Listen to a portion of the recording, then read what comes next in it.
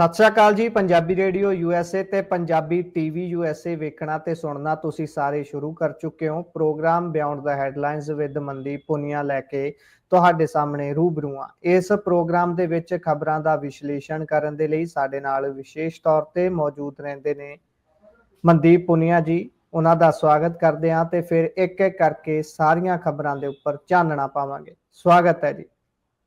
ਸ਼ੁਕਰੀਆ ਬਾਈ ਜੀ, ਸਤਿ ਸ਼੍ਰੀ ਅਕਾਲ ਜੀ।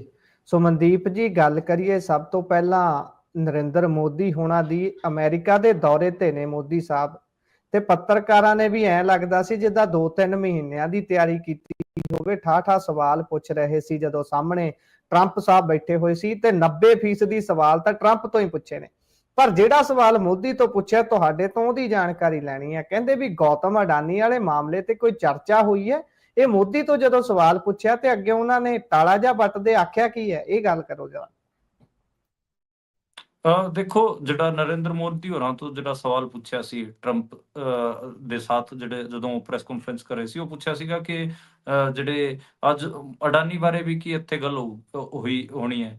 ਤੇ ਉਹਨਾਂ ਨੇ ਬੜਾ ਗੋਲ-ਮੋਲ ਜਵਾਬ ਦਿੱਤਾ ਤੇ ਕਿਹਾ ਕਿ ਨਾ ਪਹਿਲਾਂ ਤਾਂ ਉਹਨਾਂ ਨੇ ਕਿਹਾ ਕਿ ਇੰਡੀਆ ਬਿਲੀਵ ਕਰਦਾ ਹੈ ਵਸੁਦੇਵ ਕੁਟੁੰਬਕਮ ਚ, ਯਾਨੀ ਕਿ ਅਸੀਂ ਤਾਂ ਏਦਾਂ ਦੇ ਮੁਲਕਾਂ ਉੱਦਾਂ ਦੇ ਮੁਲਕਾਂ, ਇਸ ਕਿਸਮ ਨਾਲ ਪਹਿਲਾਂ ਉਹਨਾਂ ਨੇ ਗੱਲ ਘੁਮਾਈ।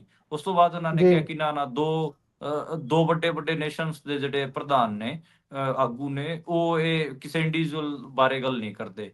ਤੇ ਇਹ ਉਹਨਾਂ ਨੇ ਗੋਲ-ਮੋਲ ਜਵਾਬ ਦਿੱਤਾ ਤੇ ਮਤਲਬ ਗੌਤਮ ਅਡਾਨੀ ਤੇ ਸਪੈਸੀਫਿਕਲੀ ਉਹਨਾਂ ਨੇ ਕੁਝ ਏਦਾਂ ਦਾ ਜਵਾਬ ਨਹੀਂ ਦਿੱਤਾ। ਸਿਰਫ ਗੋਲ-ਮੋਲ ਇਹੀ ਜਵਾਬ ਦੇ ਕੇ ਉਹਨਾਂ ਨੇ ਆਪਣੀ ਜਾਨ ਛਡਾਈ। ਪਰ ਇੱਕ ਵਾਰ ਉਹਨਾਂ ਦਾ ਚਿਹਰਾ ਦੇਖਣ ਵਾਲਾ ਸੀਗਾ। ਉਹਨਾਂ ਦੇ ਜਦੋਂ ਇਹ ਸਵਾਲ ਪੁੱਛਿਆ ਗਿਆ ਰਿਪੋਰਟਰ ਵੱਲੋਂ ਤੇ ਇੱਕਦਮ ਤੋਂ ਉਹਨਾਂ ਦਾ ਚਿਹਰਾ ਉਤਰ ਗਿਆ ਸੀਗਾ ਤੇ ਇੱਕਦਮ ਉਹ ਸੱਕ-ਪੱਕਾ ਗਏ ਸੀਗੇ। ਇਸੇ ਪ੍ਰੈਸ ਕਾਨਫਰੰਸ ਦੌਰਾਨ ਇੱਕ ਇੰਡੀਅਨ ਜਰਨਲਿਸਟ ਨੇ ਵੀ ਸਵਾਲ ਪੁੱਛਿਆ ਸੀਗਾ ਟਰੰਪ ਤੋਂ ਤੇ ਉਹਦਾ ਜਵਾਬ ਦੇਣ ਦੀ ਬਜਾਏ ਟਰੰਪ ਨੇ ਟਾਲਤਾ ਕਿਉਂਕਿ ਉਹਦੀ ਆਵਾਜ਼ ਪੱਤਰਕਾਰ ਦੀ ਕਲੀਅਰ ਨਹੀਂ ਸੀਗੀ।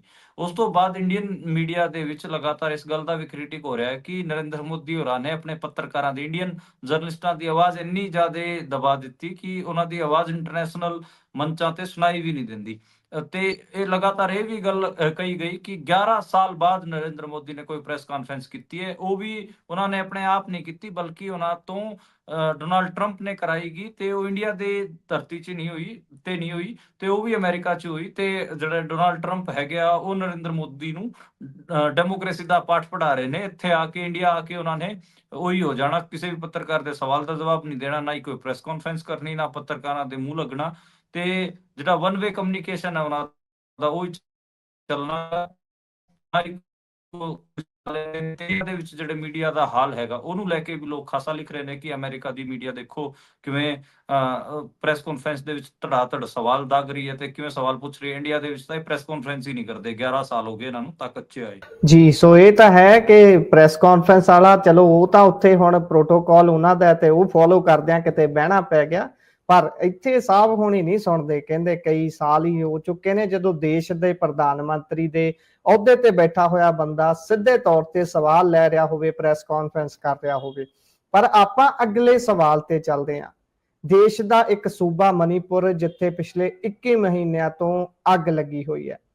ਉਸ ਸਮੇਂ ਪੂਰਾ ਦੇਸ਼ ਕੀ ਪੂਰੀ ਦੁਨੀਆ 'ਚ ਜੋੜੀ ਗਈ ਜਦੋਂ ਇੱਕ ਔਰਤ ਨੂੰ ਨਗਨ ਅਵਸਥਾ ਦੇ ਵਿੱਚ ਕਮਾਇਆ ਗਿਆ ਤੇ ਉਸ ਤੋਂ ਬਾਅਦ ਉਹ ਚਰਚਾ ਪੂਰੇ ਵਰਲਡ ਲੈਵਲ ਦੇ ਕੈਨਵਸ ਦੇ ਉੱਤੇ ਆ ਗਈ। ਤੇ ਹੁਣ ਜਦੋਂ ਉੱਥੋਂ ਦੇ ਮੁੱਖ ਮੰਤਰੀ ਸਾਹਿਬ ਅਸਤੀਫਾ ਦੇ ਦਿੰਦੇ ਨੇ, ਉਸ ਤੋਂ ਬਾਅਦ ਕਹਿੰਦੇ ਹੱਥ ਪੈਰ ਤਾਂ ਮਾਰੇ ਗਏ ਕਿ ਕਿਸੇ ਤਰੀਕੇ ਉਹਨਾਂ ਦੇ ਵਿਧਾਇਕ ਤੇ ਬਾਕੀਆਂ ਨੂੰ ਮਨਾਮ ਕੇ ਬੀਜੇਪੀ ਦਾ ਹੀ ਮੁੱਖ ਮੰਤਰੀ ਦੁਬਾਰਾ ਬਣਾ ਲਿਆ ਜਾਵੇ। ਪਰ ਜਦੋਂ ਗੱਲ ਨਹੀਂ ਬਣੀ ਤਾਂ ਹੁਣ ਆਖਰਕਾਰ ਰਾਸ਼ਟਰਪਤੀ ਰਾਜ ਲਾ ਦਿੱਤਾ ਗਿਆ ਉੱਥੇ। ਇਸ ਖਬਰ ਦੀ ਤਫਸੀਲ ਕੀ ਹੈ ਜੀ? ਹਾਂਜੀ, ਉੱਥੇ ਜਿਹੜੇ ਮੁੱਖ ਮੰਤਰੀ ਹੈਗੇ ਉੱਥੋਂ ਦੇ ਐਨ ਬੀਰੇਨ ਸਿੰਘ, ਉਹਨਾਂ ਨੇ ਇਸਤੀਫਾ ਦਿੱਤਾ। 9 ਫਰਵਰੀ ਨੂੰ ਇਸਤੀਫਾ ਦਿੱਤਾ ਸੀਗਾ। ਉਸ ਤੋਂ ਬਾਅਦ ਲਗਾਤਾਰ ਇਹ ਗੱਲ ਚੱਲ ਰਹੀ ਸੀ ਕਿ ਉੱਥੇ ਰਾਸ਼ਟਰਪਤੀ ਸ਼ਾਸਨ ਲੱਗੂਗਾ ਤੇ ਰਾਸ਼ਟਰਪਤੀ ਸ਼ਾਸਨ ਲੱਗ ਵੀ ਗਿਆ। ਉਹ ਜਿਹੜਾ ਮਹਿਤਾਈ ਸਮੁਦਾਇ ਹੈ ਉਹ ਇਹਦੀ ਖਿਲਾਫਤ ਕਰ ਰਿਹਾ ਤੇ ਜਿਹੜਾ ਕੁਕੀ ਸਮੁਦਾਇ ਹੈ ਉਹ ਇਹਦਾ ਵੈਲਕਮ ਕਰ ਰਿਹਾ ਹੈ। ਤੇ ਉੱਥੇ ਲਗਾਤਾਰ ਦੋਵੇਂ ਗਰੁੱਪਾਂ ਦੇ ਵਿੱਚ ਹਿੰਸਾ ਜਾਰੀ ਸੀ। 2023 ਚ ਇਹ ਸਾਰਾ ਵਾਇਲੈਂਸ ਸ਼ੁਰੂ ਹੋਇਆ ਸੀਗਾ ਤੇ ਮਣੀਪੁਰ ਕਿੰਨਾ ਜਲਿਆ ਉਹ ਵੀ ਆਪਾਂ ਨੂੰ ਦੇਖਣ ਨੂੰ ਮਿਲਿਆ। ਤੇ ਉੱਥੇ ਰੇਪ ਵੀ ਹੋਏ ਮਹਿਲਾਵਾਂ ਦੇ, ਉਹ ਵੀ ਆਪਾਂ ਨੂੰ ਦੇਖਣ, ਮਾਸ ਰੇਪ, ਬਲਕਿ ਲੋਕਾਂ ਨੇ ਮਹਿਲਾਵਾਂ ਨੂੰ ਕਿਸ ਹਿਸਾਬ ਨਾਲ ਉਹਨਾਂ ਨੂੰ ਟ੍ਰੀਟ ਕੀਤਾ ਉਹ ਵੀ ਆਪਾਂ ਨੂੰ ਦੇਖਣ ਨੂੰ ਮਿਲਿਆ। ਤੇ ਉੱਥੇ ਜਿਹੜਾ ਇਹ ਕਨਫਲਿਕਟ ਹੈ ਕੁਕੀ ਅਤੇ ਮੈਤਈ ਦਾ, ਉਹ ਲਗਾਤਾਰ ਵੱਧ ਵੀ ਰਿਹਾ ਹੈ। ਤੇ ਬੀਜੇਪੀ ਇਹਨੂੰ ਰਿਜ਼ੋਲਵ ਕਰਨ ਦੀ ਥਾਂ ਤੇ ਇਹਨੂੰ ਹੋਰ ਹਵਾ ਦੇ ਰਹੀ ਸੀ, ਪਰ ਹੁਣ ਪ੍ਰੈਸ਼ਰ ਬਹੁਤ ਜ਼ਿਆਦਾ ਪੈ ਗਿਆ ਸੀਗਾ ਇੰਟਰਨੈਸ਼ਨਲ ਲੈਵਲ ਤੇ, ਇਸ ਕਰਕੇ ਕਿਤੇ ਨਾ ਕਿਤੇ ਐਨ ਬੀਰੇਨ ਸਿੰਘ ਨੂੰ ਤਿਆਰ ਕੀਤਾ ਗਿਆ ਕਿ ਤੁਸੀਂ ਇਸਤੀਫਾ ਦੇ ਦਿਓ, ਅਸੀਂ ਹੋਰ ਕੋਈ ਅਲਟਰਨੇਟ ਇੰਤਜ਼ਾਮ ਕਰਦੇ ਹਾਂ। ਬੀਜੇਪੀ ਦੇ ਜਿਹੜੇ ਨੈਸ਼ਨਲ ਸਪੋਕਪਰਸਨ ਹੈਗੇ ਆ ਸੰਬਿਤ ਪਾਤਰਾ, ਉਹ ਵੀ ਉੱਥੇ ਪਹੁੰਚੇ ਹੋਏ ਨੇ। ਉਹ ਵੀ ਕਿਹਾ ਜਾ ਰਿਹਾ ਕਿ ਉੱਥੇ ਗੋਟੀਆਂ ਸੈੱਟ ਕਰਨ 'ਚ ਲੱਗੇ ਹੋਏ ਆ, ਤੇ ਉੱਥੇ ਜਿਹੜਾ ਮੈਤਈ ਸਮੁਦਾਇ ਹੈ ਉਹ ਲਗਾਤਾਰ ਇਸ ਗੱਲ ਦਾ ਵਿਰੋਧ ਕਰ ਰਿਹਾ। ਮੈਤੀ ਸਮੁਦਾਇ ਖੁੱਲੇ ਤੌਰ ਤੇ ਐਨ ਬੀਰੇਨ ਸਿੰਘ ਹੋਰਾਂ ਦੇ ਨਾਲ ਸੀਗਾ, ਤੇ ਉੱਥੇ ਸਥਿਤੀ ਹਜੇ ਕਾਬੂ 'ਚ ਨਹੀਂ ਗਈ, ਉੱਥੇ ਲਗਾਤਾਰ ਪ੍ਰੋਬਲਮ ਆ ਰਹੀਆਂ ਨੇ, ਤੇ ਮੈਨੂੰ ਲੱਗਦਾ ਕਿ ਮਣੀਪੁਰ ਹਜੇ ਸ਼ਾਂਤ ਨਹੀਂ ਹੋਣ ਵਾਲਾ। ਲਗਾਤਾਰ ਇਹ ਚੀਜ਼ਾਂ ਚੱਲਣਗੀਆਂ, ਇਹ ਖਾਲੀ ਪੋਲੀਟੀਕਲ ਦਿੱਕਤ ਵੀ ਨਹੀਂ ਹੈ। ਤੇ ਹਾਂ, ਤਾਂ ਜੋ ਕੁਝ ਵੀ ਵਾਪਰਿਆ ਉਹਦਾ ਨੁਕਸਾਨ ਕਿਤੇ ਨਾ ਕਿਤੇ ਭੁਗਤਣਾ ਪਊਗਾ। ਤੇ ਹਜੇ ਮਣੀਪੁਰ ਮੈਨੂੰ ਲੱਗਦਾ ਕਿ ਨੋਰਮਲਾਈਜ਼ ਹੋਣ ਜਾ ਰਿਹਾ, ਕਿਉਂਕਿ ਉੱਥੇ ਮੈਤੀ ਸਮੁਦਾਇ ਖਾਸਾ ਕਿਤੇ ਨਾ ਕਿਤੇ ਇਸ ਗੱਲ ਤੋਂ ਚਿੜਿਆ ਹੋਇਆ ਕਿ ਐਨ ਬੀਰੇਨ ਸਿੰਘ ਨੂੰ ਇਸਤੀਫਾ ਦੇਣਾ ਪਿਆ, ਰਾਸ਼ਟਰਪਤੀ ਸ਼ਾਸਨ ਲੱਗਿਆ। ਤੇ ਮੈਨੂੰ ਨਹੀਂ ਲੱਗਦਾ ਕਿ ਹਜੇ ਚੀਜ਼ਾਂ ਉੱਥੇ ਨੋਰਮਲ ਹੋਣਗੀਆਂ। ਉੱਥੇ ਜਿਹੜਾ ਕਨਫਲਿਕਟ ਹੈ ਉਹ ਹਜੇ ਜਾਰੀ ਰਹੂਗਾ। ਹਾਲਾਂਕਿ ਕੋਸ਼ਿਸ਼ ਕਰ ਰਹੀ ਹੈ ਬੀਜੇਪੀ, ਕਿਉਂਕਿ ਉੱਥੇ 1.5 ਸਾਲ ਹੋ ਗਿਆ ਇਸ ਗੱਲ ਨੂੰ ਚੱਲੇ ਹੋਏ, ਤੇ ਲਗਾਤਾਰ ਵਾਇਲੈਂਸ ਲਗਾਤਾਰ ਚੱਲ ਰਿਹਾ ਹੈ। ਜੀ, ਸੋ ਵੇਖਦੇ ਹਾਂ ਹੁਣ ਅੱਗੇ ਬਣਦਾ ਕੀ ਹੈ। ਪਰ ਅੱਗ 'ਚ ਚੋਕੀ ਹੋਈ ਸਟੇਟ ਨੂੰ ਹੁਣ ਇੱਕ ਵਾਰ ਮੁੜ ਤੋਂ ਨਵੀਂ ਕਿਸਮ ਦੇ ਦੁੱਖ ਦੇ ਵਿੱਚ ਪਾ ਦਿੱਤਾ ਗਿਆ, ਕਿਉਂਕਿ ਅਸੀਂ ਦੇਖਦੇ ਹਾਂ ਪੰਜਾਬ ਦੇ ਵਿੱਚ ਜਿਸ ਸਮੇਂ ਐਮਰਜੈਂਸੀ ਲੱਗੀ, ਉਸ ਤੋਂ ਬਾਅਦ ਲਗਾਤਾਰ ਇਕਨੋਮੀ ਪੰਜਾਬ ਦੀ ਹੇਠਾਂ ਡਿੱਗਦੀ ਗਈ, ਵੱਖ-ਵੱਖ ਪਾਸਿਆਂ ਤੋਂ ਪਛੜਦਾ ਗਿਆ ਪੰਜਾਬ, ਤੇ ਅੱਜ ਸਥਿਤੀ ਕਰਜ਼ੇ ਵਾਲੀ ਬਣੀ ਹੋਈ ਹੈ। ਪਰ ਆਪਾਂ ਚੱਲਦੇ ਹਾਂ ਅਗਲੇ ਸਵਾਲ ਦੇ ਉੱਪਰ। ਜਿਹੜੇ ਦਿੱਲੀ ਦੇ ਸਾਬਕਾ ਸਵਾਸਥ ਮੰਤਰੀ ਰਹਿ ਚੁੱਕੇ ਨੇ ਸਤਿੰਦਰ ਜੈਨ ਹੋਣੀ, ਉਹਨਾਂ ਦੇ ਖਿਲਾਫ ਕੇਸ ਅੱਗੇ ਤੋਰਨ ਲਈ ਪਰਮਿਸ਼ਨ ਮੰਗੀ ਗਈ ਹੈ। ਕਿਹੜਾ ਕੇਸ ਹੈ ਹੁਣ ਜੀ?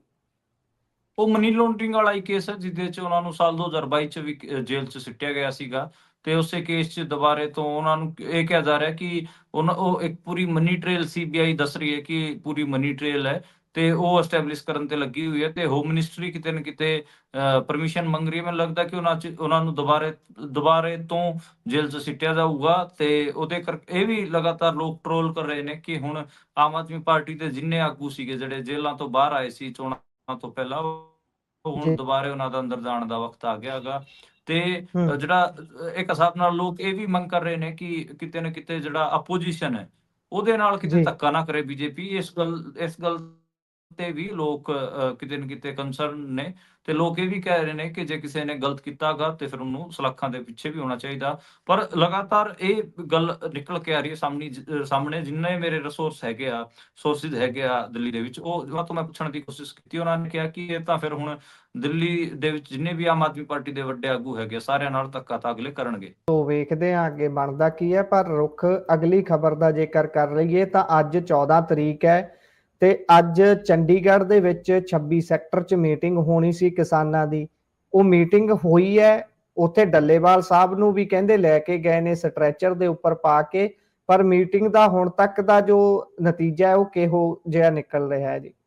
ਹਾਂ, ਦੇਖੋ ਮੀਟਿੰਗ ਅੱਜ ਹੋਈ ਹੈ, ਤੇ ਅੱਜ ਸੈਂਟਰ ਤੋਂ ਜਿਹੜੇ ਪ੍ਰਹਲਾਦ ਜੋਸ਼ੀ ਹੈਗੇ minister food and processing ministry, ਉਹਨਾਂ ਕੋਲ ਹੈਗੇ ਆ, ਉਹ ਅੱਜ ਆਏ ਸੀਗੇ ਪੰਜਾਬ ਵਿੱਚ ਮੀਟਿੰਗ ਕਰਨ ਵਾਸਤੇ। ਤੇ ਚੰਡੀਗੜ੍ਹ ਦੇ ਸੈਕਟਰ 26 ਵਿੱਚ ਇਹ ਮੀਟਿੰਗ ਰੱਖੀ ਗਈ ਸੀਗੀ। ਉੱਥੇ ਗੱਲ ਜਿਹੜੇ ਕਿਸਾਨਾਂ ਦੀ ਕਰੀਏ ਤਾਂ ਕਿਸਾਨ 3 ਵਜੇ ਤੋਂ ਹੀ ਉੱਥੇ ਪਹੁੰਚ ਗਏ ਸੀਗੇ। ਜਗਜੀਤ ਸਿੰਘ ਡੱਲੇਵਾਲ ਸਾਹਿਬ ਹੋਰਾਂ ਨੂੰ ਵੀ ਸਟ੍ਰੈਚਰ ਤੇ ਲੈ ਕੇ ਆਇਆ ਗਿਆ, ਉਹ ਵੀ ਐਂਬੂਲੈਂਸ ਰਾਹੀਂ ਇੱਥੇ ਪਹੁੰਚੇ ਨੇ। ਉਹਨਾਂ ਨਾਲ ਕਿਸਾਨਾਂ ਦੇ ਵੱਡੇ ਕਾਫਲੇ ਸੀਗੇ। ਤੇ 5:30 ਵਜੇ ਦੇ ਨੇੜੇ ਤੇੜੇ ਜੇ ਸੈਂਟਰ ਦੇ ਮਿਨਿਸਟਰ ਹੈਗੇ ਆ ਪ੍ਰਹਲਾਦ ਜੋਸ਼ੀ ਹੋਣੀ, ਉਹ ਪਹੁੰਚੇ, ਤੇ ਉਸ ਤੋਂ ਬਾਅਦ ਮੀਟਿੰਗ ਸ਼ੁਰੂ ਹੋਈ। ਪਰ ਮੈਨੂੰ ਲੱਗ ਰਿਹਾ ਕਿ ਅੱਜ ਦੀ ਮੀਟਿੰਗ ਦਾ ਕੋਈ ਮਤਲਬ ਬਣਦਾ ਨਹੀਂ ਸੀ। ਉਹਦਾ ਰੀਜ਼ਨ ਮੈਂ ਇੱਕ ਦੱਸ ਦਿੰਨਾ।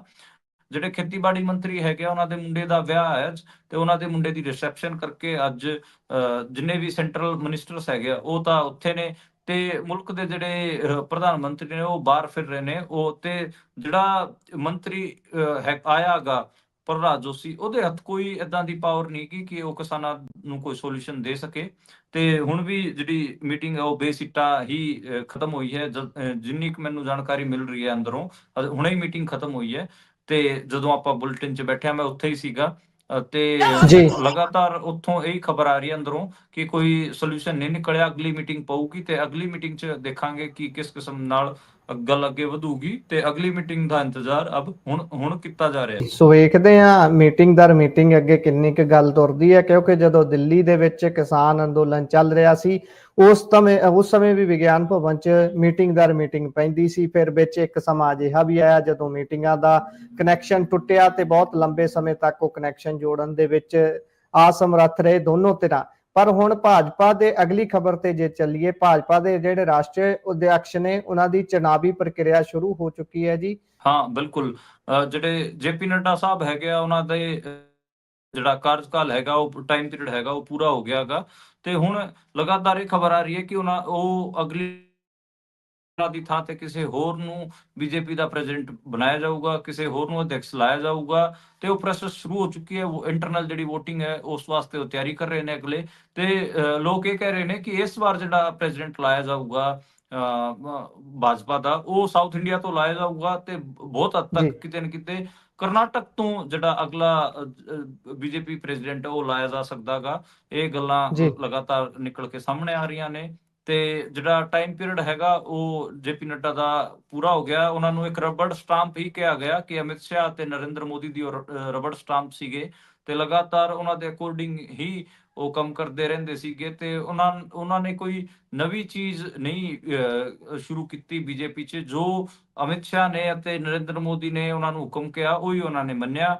ਤੇ ਉਹਨਾਂ ਨੂੰ ਇਹ ਵੀ ਕਿਹਾ ਗਿਆ ਕਿ ਇਹ ਲਗਾਤਾਰ ਗੱਲ ਆ ਰਹੀ ਹੈ ਕਿ ਬੀਜੇਪੀ 'ਚ ਆਫਟਰ ਰਾਜਨਾਥ ਸਿੰਘ ਜਿੰਨੇ ਵੀ ਪ੍ਰਧਾਨ ਬਣੇ ਨੇ ਬੀਜੇਪੀ ਦੇ ਉਹ ਸਾਰੇ ਕਮਜ਼ੋਰ ਸੀਗੇ ਤੇ ਸਾਰੇ ਨਰਿੰਦਰ ਮੋਦੀ ਦੇ ਹੀ ਸਰਕਲ ਤੋਂ ਸੀਗੇ। ਪਹਿਲਾਂ ਜੇ ਆਪਾਂ ਗੱਲ ਕਰੀਏ ਨਿਤਿਨ ਗਡਕਰੀ ਦੀ, ਰਾਜਨਾਥ ਸਿੰਘ ਦੀ, ਉਹ ਸਟਰੋਂਗ ਕੈਂਡੀਡੇਟ ਹੁੰਦੇ ਸੀਗੇ। ਬੀਜੇਪੀ ਪ੍ਰੈਜ਼ੀਡੈਂਟਸ਼ਿਪ ਉਹਨਾਂ ਨੇ ਬਹੁਤ ਧੜੱਲੇ ਨਾਲ ਚਲਾਈ, ਬਹੁਤ ਵਧੀਆ ਉਹਨਾਂ ਨੇ ਕੰਮ ਕੀਤੇ। ਪਰ ਜਦੋਂ ਤੋਂ ਹੀ ਨਰਿੰਦਰ ਮੋਦੀ ਸੈਂਟਰ ਪਾਵਰ 'ਚ ਆਉਂਦੇ ਨੇ, ਅਮਿਤ ਸ਼ਾਹ ਹੋਰੀ ਜਦੋਂ ਪ੍ਰਧਾਨ ਬਣਦੇ ਨੇ ਉਸ ਤੋਂ ਬਾਅਦ ਅਮਿਤ ਸ਼ਾਹ ਦਾ ਹੀ ਜਿਹੜਾ ਟਰਮ ਸੀਗਾ ਉਹ ਅੱਗੇ ਕੰਟੀਨਿਊ ਕਰਨ ਦੀ ਗੱਲ ਸੀ, ਪਰ ਇੱਕ ਖਿਲਾਫਤ ਹੋਈ ਤਾਂ ਉਸ ਤੋਂ ਬਾਅਦ ਇਹਨਾਂ ਨੇ ਆਪਣੇ ਰਬੜ ਸਟਾਂਪ ਦੇ ਤੌਰ ਤੇ ਜੇਪੀ ਨੱਡਾ ਨੂੰ ਅੱਗੇ ਲੈ ਕੇ ਆਏ ਸੀਗੇ ਤੇ ਜੇਪੀ ਨੱਡਾ ਦਾ ਪ੍ਰਚਾਰ ਹੁਣ ਇਹ ਕਹਿ ਕੇ ਕਰ ਰਹੇ ਨੇ ਕਿ ਦੇਖੋ ਜੇਪੀ ਨੱਡਾ ਦੇ ਬੈਨਰ ਹੇਠ ਦੇ ਅਧਿਕਸ਼ਤਾ ਹੇਠ ਇਹਨਾਂ ਨੇ ਬਹੁਤ ਵੱਡੇ ਝੰਡੇ ਗੱਡੇ ਤੇ ਹੁਣ ਅਸੀਂ ਦੂਜਾ ਲੈ ਕੇ ਆ ਰਹੇ ਹਾਂ। ਸਾਊਥ ਇੰਡੀਆ ਤੋਂ ਮੋਸਟ ਪ੍ਰੋਬੇਬਲੀ ਹੋਊਗਾ। ਆਰਐਸਐਸ ਦਾ ਦਫ਼ਤਰ ਬਣ ਕੇ ਵੀ ਤਿਆਰ ਹੈ। ਤੁਸੀਂ ਲਗਾਤਾਰ ਖਬਰਾਂ ਵੀ ਦੇਖ ਰਹੇ ਹੋਵੋਗੇ ਕਿ ਦਿੱਲੀ ਦੇ ਵਿੱਚ 150 ਕਰੋੜ ਦਾ ਦਫ਼ਤਰ ਆਰਐਸਐਸ ਨੇ ਆਪਣਾ ਨਵਾਂ ਬਣਾਇਆਗਾ। ਖਾਸੀ ਵੱਡੀ ਬਿਲਡਿੰਗ ਹੈਗੀ ਆ, ਵੱਡੀ ਜਿਹੜਾ ਉਹ ਇਲਾਕਾ ਹੈਗਾ ਉਸ ਚ ਸਭ ਤੋਂ ਵੱਡੀ ਬਿਲਡਿੰਗ ਹੁਣ ਆਰਐਸਐਸ ਦਾ ਦਫ਼ਤਰ ਕਿਹਾ ਜਾ ਰਿਹਾ। ਬਹੁਤ ਸਾਰੇ ਸਵਾਲ ਵੀ ਆਰਐਸਐਸ ਤੇ ਚੁੱਕੇ ਵੀ ਜਾ ਰਹੇ ਨੇ। ਆਰਐਸਐਸ ਤੇ ਸਵਾਲ ਜੀ ਇਹ ਚੁੱਕੇ ਜਾ ਰਹੇ ਨੇ ਕਿ ਆਰਐਸਐਸ ਕੋਈ ਰਜਿਸਟਰਡ ਸੰਸਥਾ ਨਹੀਂ ਹੈਗੀ ਆ, ਫਿਰ ਉਹਨੇ ਕਿਵੇਂ 150 ਕਰੋੜ ਦੀ ਬਿਲਡਿੰਗ ਬਣਾਤੀ। ਹਾਲਾਂਕਿ ਆਰਐਸਐਸ ਦੇ ਜਿਹੜੇ ਪ੍ਰਚਾਰਕ ਨੇ ਉਹਨਾਂ ਨੇ ਇੱਕ ਆંકੜਾ ਦਿੱਤਾਗਾ ਕਿ ਅਸੀਂ 75,000 ਆਪਣੇ ਜਿਹੜੇ ਸਵੈਮ ਸੇਵਕ ਹੈਗੇ ਆ ਉਹਨਾਂ ਤੋਂ ਪੈਸੇ ਇਕੱਠੇ ਕੀਤੇ ਨੇ, ਉਹਨਾਂ ਦੇ ਪੈਸੇ, ਉਹਨਾਂ ਦੇ ਚੰਦੇ ਤੋਂ ਹੀ ਅਸੀਂ ਇਹ ਬਿਲਡਿੰਗ ਬਣਾਈਗੀ। ਬਹੁਤ ਮਾਡਰਨ ਬਿਲਡਿੰਗ ਕਿਹਾ ਜਾ ਰਿਹਾ ਇਹਨੂੰ ਤੇ ਕੇਸਵ ਕੁੰਜ ਇਹਦਾ ਨਾਂ ਦਿੱਤਾ ਗਿਆਗਾ। ਜਿਹੜੇ ਆਰਐਸਐਸ ਦੇ ਫਾਊਂਡਰ ਸੀਗੇ ਉਹਨਾਂ ਦਾ ਨਾਂ ਸੀਗਾ ਕੇਸ਼ਵ ਰਾਓ ਹੈਡਗੇਵਾਰ ਤੇ ਉਹਨਾਂ ਦੇ ਨਾਂ ਤੇ ਹੀ ਕੇਸ਼ਵ ਕੁੰਜ ਇਸ ਬਿਲਡਿੰਗ ਨੂੰ ਕਿਹਾ ਜਾ ਰਿਹਾਗਾ। ਤੇ ਕਿਹਾ ਜਾ ਰਿਹਾ ਕਿ ਹੁਣ ਬੀਜੇਪੀ ਦੇ ਦਫ਼ਤਰ, ਹਾਲਾਂਕਿ ਬੀਜੇਪੀ ਦਾ ਵੀ ਇੱਕ ਬਹੁਤ ਵੱਡਾ ਦਫ਼ਤਰ ਹੈਗਾ ਦਿੱਲੀ ਦੇ ਵਿੱਚ, ਕਹਿ ਰਿਹਾ ਕਿ ਬੀਜੇਪੀ ਦੇ ਦਫ਼ਤਰ ਦੀ ਬਜਾਏ ਹੁਣ ਜਿਹੜੀ ਪਾਰਟੀ ਗਈ ਉਹ ਆਰਐਸਐਸ ਦੇ ਹੈੱਡਕੁਆਟਰ ਤੋਂ ਚੱਲੂਗੀ ਤੇ ਇਸੇ ਕਰਕੇ ਇਹਨਾਂ ਤਾਮਝਾਮ ਕੀਤਾ ਗਿਆਗਾ। ਪਰ ਕਿਤੇ ਨਾ ਕਿਤੇ ਨਰਿੰਦਰ ਮੋਦੀ ਆਰਐਸਐਸ ਤੋਂ ਤੇ ਹਾਵੀ ਵੀ ਹੋ ਰਹੇ ਨੇ ਤੇ ਹੁਣ ਇਹ ਵੀ ਦੇਖਣਾ ਪਊਗਾ ਕਿ ਜਿਹੜਾ ਅਗਲਾ ਪ੍ਰੈਜ਼ੀਡੈਂਟ ਜੇ ਜੇਪੀ ਨੱਡਾ ਵਾਂਗ ਹੀ ਰਬੜ ਸਟਾਂਪ ਆਉਂਦਾਗਾ ਅਮਿਤ ਸ਼ਾਹ ਤੇ ਨਰਿੰਦਰ ਮੋਦੀ ਦਾ, ਫਿਰ ਇਹ ਗੱਲ ਕਲੀਅਰ ਹੋ ਜੂਗੀ ਕਿ ਨਰਿੰਦਰ ਮੋਦੀ ਤੇ ਅਮਿਤ ਸ਼ਾਹ ਆਰਐਸਐਸ ਨੂੰ ਓਵਰਪਾਵਰ ਕਰ ਗਏ ਨੇ। ਜੇ ਆਰਐਸਐਸ ਦਾ ਅਗਲਾ ਪ੍ਰਧਾਨ, ਆਰਐਸਐਸ ਆਪਣਾ ਅਗਲਾ ਪ੍ਰਧਾਨ ਖੁਦ ਚੁਣਦੀਗੀ ਬੀਜੇਪੀ ਦਾ, ਫਿਰ ਇਹ ਕਲੀਅਰ ਹੋ ਜਾਊਗਾ ਕਿ ਆਰਐਸਐਸ ਹੁਣ ਪਾਵਰਫੁਲ ਹੋ ਰਹੀ ਹੈ ਦੁਬਾਰੇ ਤੋਂ। ਲਗਾਤਾਰ ਇੱਕ ਇਹ ਡਿਬੇਟ ਹੈ ਬੀਜੇਪੀ ਵਿੱਚ ਕਿ ਮੋਹਨ ਭਾਗਵਤ ਤਗੜਾਗਾ ਜਾਂ ਫਿਰ ਨਰਿੰਦਰ ਮੋਦੀ ਤਗੜਾਗਾ ਤੇ ਲਗਾਤਾਰ ਮੋਹਨ ਭਾਗਵਤ ਆਰਐਸਐਸ ਦਾ ਪ੍ਰਧਾਨ ਹੈ ਤੇ ਇਹ ਲਗਾਤਾਰ ਡਿਬੇਟ ਚੱਲ ਰਹੀ ਹੈ ਤੇ ਮੈਨੂੰ ਲੱਗਦਾ ਕਿ ਇਹ ਜਿਹੜੀਆਂ ਮੈਂ ਤੁਹਾਨੂੰ ਇਨਫੋਰਮੇਸ਼ਨ ਦਿੱਤੀਆਂ, ਆਰਐਸਐਸ ਦਾ ਨਵਾਂ ਦਫ਼ਤਰ ਬਣਨਾ ਤੇ ਹੁਣ ਬੀਜੇਪੀ ਦੇ ਨਵੇਂ ਪ੍ਰੈਜ਼ੀਡੈਂਟ ਦੀ ਚੋਣ ਹੋਣਾ, ਇਹ ਦੋਵੇਂ ਗੱਲਾਂ ਪੈਰਲਲ ਚੱਲਣਗੀਆਂ। ਇਹ ਦੇਖਣਾ ਹੋਊਗਾ ਕਿ ਬੀਜੇਪੀ ਕਿ ਨਰਿੰਦਰ ਮੋਦੀ ਅਤੇ ਅਮਿਤ ਸ਼ਾਹ ਦੇ ਰਬੜ ਸਟਾਂਪ ਅਗਲੇ ਆਉਂਦੇ ਨੇ ਜਾਂ ਫਿਰ ਆਰਐਸਐਸ ਦੇ ਦਫ਼ਤਰ ਤੋਂ ਅੱਗੇ ਤੋਂ ਬੀਜੇਪੀ ਚੱਲੂਗੀ। ਇਹ ਚੀਜ਼ ਮੈਨੂੰ ਲੱਗਦਾ ਕਿ ਗੁਰਪ੍ਰੀਤ ਹੋਣ ਵਾਲੀਗੀ। ਤੇ ਪਿੱਛੇ ਜੇ ਜਿੱਦਾਂ ਗੱਲ ਚੱਲ ਰਹੀ ਸੀ ਜਦੋਂ ਇਲੈਕਸ਼ਨਸ ਹੋਈਆਂ ਹੀ ਨੇ ਲੋਕ ਸਭਾ ਦੀਆਂ, ਜਰਾ ਉਸ ਤੇ ਮੈਂ ਚਾਹੂੰਗਾ ਤੁਸੀਂ ਚਾਨਣਾ ਪਾਓ ਕਿ ਖਾਸੇ ਨਾਰਾਜ਼ ਨਜ਼ਰ ਆ ਰਹੇ ਸੀ ਉਹ ਜਿਹੜੇ ਮੋਹਨ ਭਾਗਵਤ ਉਹਨਾਂ ਦੇ ਖਾਸ ਰਿਸ਼ਤੇਦਾਰ ਨੇ ਤੇ ਦੇਸ਼ ਦੇ ਟਰਾਂਸਪੋਰਟ ਮਿਨਿਸਟਰ ਨੇ ਤੇ ਨਿਤਿਨ ਗਡਕਰੀ ਹੋਣੀ, ਉਹਨਾਂ ਦੇ ਨਾਲ ਖਾਸੀ ਤਲਖੀ ਇੱਕ ਦੂਸਰੇ ਨਾਲ ਨਜ਼ਰ ਆ ਰਹੀ ਸੀ ਦੇਖਣ ਨੂੰ। ਐ ਨਹੀਂ ਹੋ ਸਕਦਾ ਕਿ ਨਿਤਿਨ ਗਡਕਰੀ ਹੋਣਾ ਦਾ ਨਾਂ ਵੀ ਅੱਗੇ ਆ ਜਾਵੇ ਇਸ ਲਈ? ਮੈਨੂੰ ਨਹੀਂ ਲੱਗਦਾ ਕਿ ਨਿਤਿਨ ਗਡਕਰੀ ਨੂੰ ਅੱਗੇ ਲੈ ਕੇ ਆਉਣਗੇ, ਕਿਉਂਕਿ ਅਮਿਤ ਸ਼ਾਹ ਤੇ ਨਰਿੰਦਰ ਮੋਦੀ ਲਗਾਤਾਰ ਨਿਤਿਨ ਗਡਕਰੀ ਨਾਲ ਆਪਣਾ ਇੱਕ ਬਖਰੇਵਾਂ ਰੱਖਦੇ ਨੇ। ਨਿਤਿਨ ਗਡਕਰੀ ਸਾਹਿਬ ਹੋਰੀ ਵੀ ਆਪਣਾ ਬਖਰੇਵਾਂ ਦਿਖਾਉਂਦੇ ਨੇ ਪਬਲਿਕ ਮੰਚਾਂ ਤੇ ਵੀ, ਜਦੋਂ ਕੋਈ ਵੀ ਮੀਟਿੰਗ ਚੱਲਦੀ ਹੈਗੀ ਉਹ ਖੜੇ ਨਹੀਂ ਹੁੰਦੇ ਤੇ ਕੋਈ ਵੀ ਮਤਲਬ ਏਦਾਂ ਦੀ ਗੱਲ ਹੁੰਦੀ ਹੈ ਤੇ ਉਹ ਕੋਈ ਵੀ ਕਮੈਂਟ ਨਹੀਂ ਕਰਦੇ ਤੇ ਜੀ ਲਗਾਤਾਰ ਇਹ ਦਿਖਾਉਣ ਦੀ ਇੱਕ ਵਾਰ ਤਾਂ ਉਹਨਾਂ ਨੇ ਕੁਝ ਨੈਗੇਟਿਵ ਕਮੈਂਟ ਵੀ ਕੀਤੇ ਸੀਗੇ, ਫਿਰ ਇੱਕ ਡਿਸਪਲਿਨਰੀ ਐਕਸ਼ਨ ਤੋਂ ਬਾਅਦ ਕਿਤੇ ਨਾ ਕਿਤੇ ਉਹ ਰੁਕੇ ਸੀਗੇ। ਤੇ ਨਿਤਿਨ ਜੀ ਗਡਕਰੀ ਆਪਣੇ ਆਪ ਨੂੰ ਹਮੇਸ਼ਾ ਹੀ ਅਮਿਤ ਸ਼ਾਹ ਤੇ ਨਰਿੰਦਰ ਮੋਦੀ ਦੀ ਪੋਲਿਟਿਕਸ ਤੋਂ ਹਟ ਕਰਦੇ ਨੇ। ਹਾਂ, ਇਹ ਗੱਲ ਠੀਕ ਹੈ ਕਿ ਆਰਐਸਐਸ ਵਿੱਚ ਉਹਨਾਂ ਦੇ ਚੰਗੇ ਰਸੂਖ ਨੇ, ਆਰਐਸਐਸ ਸਭ ਤੋਂ ਜ਼ਿਆਦਾ ਨਿਤਿਨ ਗਡਕਰੀ ਨੂੰ ਲਾਈਕ ਕਰਦਾਗਾ। ਪਰ ਮੈਨੂੰ ਲੱਗਦਾ ਕਿ ਇੱਥੇ ਸਾਊਥ ਇੰਡੀਆ ਤੋਂ ਕੋਈ ਆਊਗਾ ਤੇ ਜੇ ਉਹ ਆਰਐਸਐਸ ਨਾਲ ਸੰਬੰਧਿਤ ਹੋਇਆ ਉਦੋਂ ਹੀ ਆਪਾਂ ਇਸ ਚੀਜ਼ ਤੇ ਗੱਲ ਕਹਿ ਸਕਦੇ ਹਾਂ। ਜੇ ਨਿਤਿਨ ਗਡਕਰੀ ਨੂੰ ਪ੍ਰੈਜ਼ੀਡੈਂਟ ਬਣਾਤਾ ਫਿਰ ਤਾਂ ਇਹ ਗੱਲ ਕਲੀਅਰ ਹੋ ਜੂਗੀ ਕਿ ਹਾਂ ਉਹਨਾਂ ਦੀ ਚੱਲੇਗੀ। ਅੱਛਾ ਗੁਰਪ੍ਰੀਤ, ਖਬਰ ਆਪਾਂ ਹੋਰ ਛੱਡ ਰਹੇ ਆ ਇਹਦੇ ਚ, ਜੇ ਆਪਾਂ ਉਹਦੇ ਤੇ ਵੀ ਮਾੜਾ ਮੋਟਾ ਉਹਦੇ ਤੇ ਵੀ ਮਾੜੀ ਮੋਟੀ ਗੱਲ ਕਰ ਲਈਏ, ਕਿਉਂਕਿ ਮੈਨੂੰ ਲੱਗਦਾ ਕਿ ਤੁਸੀਂ ਵੀ ਉਸ ਖਬਰ ਬਾਰੇ ਪੜ੍ਹਿਆ ਹੋਊਗਾ। ਯੂਐਸ ਤੋਂ ਇੱਕ ਜੀ ਹੋਰ ਪਲੇਨ ਆ ਰਿਹਾ ਹੈ 119 ਜੀ ਜਾਣਿਆਂ ਨੂੰ ਜੀ ਲੈ ਜੀ ਕੇ, ਤੇ ਉਹਦੇ ਚ 67 ਪੰਜਾਬ ਦੇ ਨੇ, 33 ਜਾਣੇ ਹਰਿਆਣੇ ਦੇ ਨੇ, 8 ਗੁਜਰਾਤ ਦੇ ਨੇ, 3 ਉੱਤਰ ਪ੍ਰਦੇਸ਼ ਤੋਂ ਨੇ, 2 ਗੋਆ ਤੋਂ ਨੇ, ਮਹਾਰਾਸ਼ਟਰ ਰਾਜਸਥਾਨ ਤੋਂ ਵੀ ਇੱਕ ਹਿਮਾਚਲ ਪ੍ਰਦੇਸ਼ ਜੰਮੂ ਕਸ਼ਮੀਰ ਤੋਂ ਵੀ ਇੱਕ ਬੰਦਾ ਹੈਗਾ। ਇਹ ਤੁਹਾਨੂੰ ਕੀ ਲੱਗ ਰਿਹਾ 15 ਫਰਵਰੀ ਨੂੰ ਇਹਨਾਂ ਨੂੰ ਡਿਪੋਰਟ ਕੀਤਾ ਜਾ ਰਿਹਾ? ਜਿਹੜੇ ਪੰਜਾਬ ਦੇ ਮੁੱਖ ਮੰਤਰੀ ਸਾਹਿਬ ਹਨ ਭਗਵੰਤ ਮਾਨ, ਉਹਨਾਂ ਨੇ ਵੀ ਇਹਦੇ ਤੇ ਅੰਮ੍ਰਿਤਸਰ ਚ ਜਾ ਕੇ ਪ੍ਰੈਸ ਕਾਨਫਰੰਸ ਕੀਤੀ ਗਈ। ਇਹ ਮਾੜਾ ਜਿਹਾ ਇਸ ਖਬਰ ਬਾਰੇ ਦੱਸੋ ਕਿ ਕਿਵੇਂ ਤੁਸੀਂ ਇਹਨੂੰ ਦੇਖ ਰਹੇ ਹੋ? ਜੀ ਮੇਰਾ ਤਾਂ ਸਭ ਤੋਂ ਵੱਡਾ ਕੰਸਰਨ ਇਸ ਖਬਰ ਨੂੰ ਲੈ ਕੇ ਇਹੀ ਹੈ ਕਿ ਇਹ ਪਲੇਨ ਜਿਹੜਾ ਹੁਣ ਆਉਣਾ ਹੈ ਇਹ ਇੱਕ ਚਾਰਟਰਡ ਪਲੇਨ ਹੋਊਗਾ ਜਾਂ ਫਿਰ ਇਹ ਆਰਮੀ ਵਾਲਾ ਹੀ ਉਹ ਪਲੇਨ ਹੋਊਗਾ ਜਿੱਦਾਂ ਪਹਿਲਾਂ ਲਿਆਂਦੇ ਗਏ ਸੀ ਤੇ ਇੱਕ ਤਰ੍ਹਾਂ ਦੀ ਹਿਊਮਿਲੇਸ਼ਨ ਹੋਈ ਸੀ। ਆਖਰਕਾਰ ਐਂਡ ਤੇ ਗੱਲ ਤਾਂ ਇੱਥੇ ਮੁੱਕਦੀ ਹੈ ਨਾ ਕਿ ਉਹਨਾਂ ਨੂੰ ਉਧਰੋਂ ਜੇ ਰਿਜੈਕਸ਼ਨ ਮਿਲ ਗਈ ਹੈ ਤਾਂ ਉਹਨਾਂ ਨੂੰ ਹਿਊਮਿਲੇਟ ਕਿਉਂ ਕੀਤਾ ਜਾ ਰਿਹਾ ਹੈ? ਪਹਿਲਾਂ ਜਦੋਂ ਗੇੜਾ ਆਇਆ ਸੀ ਬਹੁਤ ਸਾਰੇ ਲੋਕਾਂ ਨੇ ਪ੍ਰਤੀਕਰਮ ਦਿੱਤੇ ਸੀ ਕਿ ਭਾਈ ਠੀਕ ਹੈ, ਉਹਨਾਂ ਨੂੰ ਰਿਜੈਕਸ਼ਨ ਮਿਲੀ, ਉਹਨਾਂ ਨੂੰ ਦੇਸ਼ ਚੋਂ ਬਾਹਰ ਕੱਢਣਾ ਹੈ, ਅਮਰੀਕਾ ਚੋਂ ਤੁਸੀਂ ਉਹਨਾਂ ਨੂੰ ਆਪਣੇ ਘਰ ਮੋੜਨਾ ਹੈ, ਤਾਂ ਘੱਟੋ ਘੱਟ ਇਹ ਤਾਂ ਜ਼ਰੂਰ ਧਿਆਨ ਰੱਖਿਆ ਜਾਵੇ ਕਿ ਉਹਨਾਂ ਦੀ ਹਿਊਮਿਲੇਸ਼ਨ ਨਾ ਹੋਵੇ, ਉਹਨਾਂ ਦਾ ਮਨੁੱਖੀ ਵਰਤਾਰਾ ਕੀਤਾ ਜਾਵੇ। ਜਿਸ ਤਰੀਕੇ ਨਾਲ ਪਹਿਲਾਂ ਕੁਝ ਲੋਕ ਦੱਸ ਵੀ ਰਹੇ ਸੀ ਕਿ ਉਹਨਾਂ ਨੂੰ ਪਲੇਨ ਦੇ ਅੰਦਰ ਵੀ ਜਿਹੜਾ ਫੌਜੀ ਜਹਾਜ਼ ਸੀ 17 ਸੀ ਉਸ ਦੇ ਵਿੱਚ ਖਾਣ ਪੀਣ ਨੂੰ ਵੀ ਤੰਗੀ ਹੋ ਰਹੀ ਸੀ। ਜੇਕਰ ਉਹਨਾਂ ਨੇ ਆਪਣੇ ਵਾਸ਼ਰੂਮ ਤੱਕ ਵੀ ਜਾਣਾ ਹੈ ਤਾਂ ਉਹਨਾਂ ਨੂੰ ਨਾਲ ਫੌਜੀ ਲੈ ਕੇ ਜਾਂਦੇ ਸੀ, ਉਹਨਾਂ ਨੂੰ ਬਹੁਤ ਤੰਗ ਕੀਤਾ ਜਾ ਰਿਹਾ ਸੀ। ਉਸ ਤੋਂ ਵੀ ਅੱਗੇ ਜੇ ਆਪਾਂ ਇੰਡੀਅਨ ਪ੍ਰਬੰਧ ਦੀ ਗੱਲ ਦੇਖ ਲਈਏ, ਇੱਥੇ ਪੁਲਿਸ ਦੀ ਗੱਲ ਕਰ ਲਈਏ, ਮੈਂ ਪੰਜਾਬ ਆਪਣੇ ਦੀ ਗੱਲ ਕਰੂੰਗਾ। ਪੰਜਾਬ ਦੇ ਵਿੱਚ ਜਿਹੜੇ ਵਿਅਕਤੀ ਨੂੰ ਘਰ ਘਰ ਪੁਲਿਸ ਤੇ ਇੱਕ ਤਹਿਸੀਲਦਾਰ ਨਾਲ ਛੱਡਣ ਗਿਆ ਉਹਨਾਂ ਨੇ ਵੀ ਘੱਟ ਨਹੀਂ ਕੀਤੀ ਸੀ ਉਸ ਸਮੇਂ, ਉਹ ਵੀ ਪੁਲਿਸ ਵਾਲੀ ਗੱਡੀ 'ਚ ਛੱਡਣ ਜਾ ਰਹੇ ਸੀ। ਹੁਣ ਕਿੱਦਾਂ ਦਾ ਲੱਗੂਗਾ ਮਨਦੀਪ ਜੀ ਜੇ ਤੁਹਾਨੂੰ ਕੋਈ ਛੱਡਣ ਵੀ ਆ ਰਿਹਾ, ਉੱਪਰੋਂ ਛੱਡਣ ਵੀ ਪੁਲਿਸ ਵਾਲੀ ਗੱਡੀ 'ਚ ਆ ਰਿਹਾ? ਆਮ ਤੌਰ ਤੇ ਛੋਟੇ ਪਿੰਡਾਂ ਦੇ ਵਿੱਚ ਤਾਂ ਪੁਲਿਸ ਦਾ ਹੂਟਰ ਸੁਣਦਿਆਂ ਹੀ ਸਹਿਕ ਜਾਂਦੇ ਨੇ ਲੋਕ ਵੀ ਭਾਈ ਸਾਡੇ ਪਿੰਡ 'ਚ ਪੁਲਿਸ ਆ ਗਈ ਜਾਂ ਫਿਰ ਸਾਡੇ ਪਿੰਡ ਪੁਲਿਸ ਵਾਲੀ ਗੱਡੀ ਆ ਗਈ। ਇਹ ਬਹੁਤ ਸਾਰੀਆਂ ਚੀਜ਼ਾਂ ਨੇ।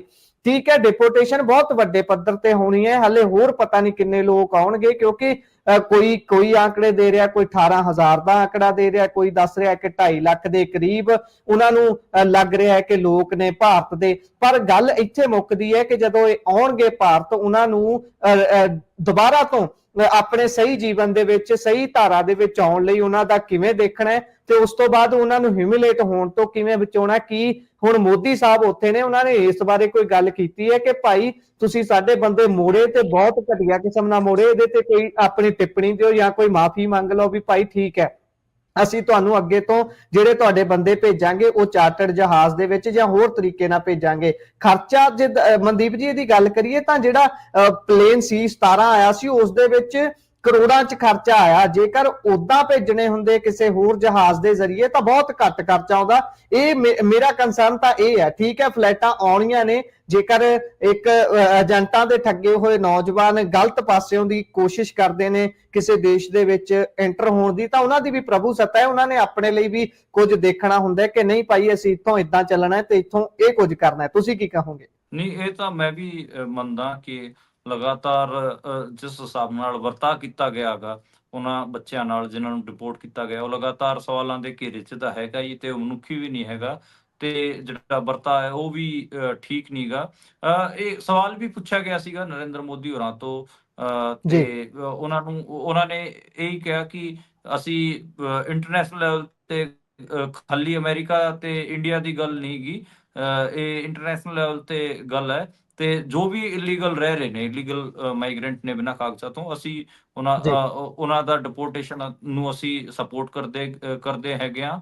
ਤੇ ਮੈਨੂੰ ਲੱਗਦਾ ਕਿ ਕਿਤੇ ਨਾ ਕਿਤੇ ਉਹਨਾਂ ਨੇ ਤਾਂ ਸਟੇਟਮੈਂਟ ਇੰਨੀ ਵੱਡੀ ਦੇਤੀ, ਪਰ ਤੁਸੀਂ ਸੱਚੀ ਦੱਸੋ ਕਿ ਤੁਹਾਨੂੰ ਨਹੀਂ ਲੱਗਦਾ ਕਿ ਇੰਡੀਆ ਦੇ ਜਿਹੜੇ ਸੂਬੇ ਨੇ, ਹਰਿਆਣਾ ਹੋਵੇ, ਪੰਜਾਬ ਹੋਇਆ, ਹੋਰ ਸੂਬੇ ਹੋਣ, ਉਹ ਬੱਚਿਆਂ ਨੂੰ ਬਾਹਰ ਜਾਣ ਵਾਸਤੇ ਲਗਾਤਾਰ ਕਿਤੇ ਨਾ ਕਿਤੇ ਉਹਨਾਂ ਨੂੰ ਇੱਕ ਹਿਸਾਬ ਨਾਲ ਬਾਹਰ ਜਾਣ ਵਾਸਤੇ ਹੀ ਤਿਆਰ ਕਰਦੇ ਨੇ, ਜਿਸ ਹਿਸਾਬ ਨਾਲ ਉਤਸ਼ਾਹਿਤ ਕਰਦੇ ਅਸੀਂ ਨੇ। ਲੈਵਲ ਤੇ ਸਾਡੇ ਤਾਂ ਮਨਦੀਪ ਜੀ, ਉਤਸ਼ਾਹਿਤ ਸਾਡੇ ਤਾਂ ਪੰਜਾਬ ਦੇ ਮੁੱਖ ਮੰਤਰੀ ਸਾਹਿਬ ਨੇ ਤਾਂ ਇੱਥੋਂ ਤੱਕ ਬਿਆਨ ਦੇ ਦਿੱਤਾ ਸੀ ਵੀ ਅਸੀਂ ਸਕੂਲਾਂ ਤੱਕ ਹੀ ਆਇਲਸ ਨੂੰ ਪਹੁੰਚਾ ਦੇਣਾ, ਵੀ ਤੁਹਾਨੂੰ ਬਾਅਦ ਚੋਂ ਪੈਸੇ ਨਾ ਖਰਚਣੇ ਪੈਣ, ਤੁਸੀਂ ਸਕੂਲ ਚੋਂ ਹੀ ਆਇਲਸ ਕਰੋ, ਤੁਹਾਡਾ ਬੇਸ ਕਲੀਅਰ ਹੋ ਜਵੇ ਕਿ ਭਾਈ ਤੁਸੀਂ 12ਵੀਂ ਕਰਦਿਆਂ ਸਰ ਜਹਾਜ਼ ਬਹਿ ਕੇ ਪੰਜਾਬ ਨੂੰ ਛੱਡ ਕੇ ਜਾ ਸਕੋ, ਤਾਂ ਕਿ ਨਾ ਤਾਂ ਸਾਨੂੰ ਨੌਕਰੀ ਦੇਣੀ ਪਵੇ, ਨਾ ਤਾਂ ਸਾਡੇ ਸਿਰ ਇਹ ਠੱਪਾ ਲੱਗੇ ਕਿ ਪੰਜਾਬ ਦੇ ਵਿੱਚ ਕਿੰਨੀ ਜ਼ਿਆਦਾ ਬੇਰੁਜ਼ਗਾਰੀ ਹੈ। ਇਹੀ ਨਤੀਜਾ ਬਾਕੀ ਸੂਬਿਆਂ ਦੇ ਵਿੱਚ ਹੈ ਕਿ ਹਰੇਕ ਕੋਈ, ਜੇ ਅਸੀਂ ਇਮੀਗ੍ਰੇਸ਼ਨ ਦਫ਼ਤਰਾਂ ਨੂੰ ਵੱਡੇ ਵੱਡੇ ਲੈਵਿਸ਼ ਤਰੀਕੇ ਨਾਲ ਤਿਆਰ ਹੋਣ ਲਈ ਮਾਹੌਲ ਦੇ ਰਹੇ ਹਾਂ, ਜੇ ਅਸੀਂ ਉਹਨਾਂ ਨੂੰ ਸਿਖਾਵਾਂ ਮਾਹੌਲ ਦੇ ਰਹੇ ਹਾਂ ਬਿਜ਼ਨਸ ਵਧਾਉਣ ਦੇ ਲਈ,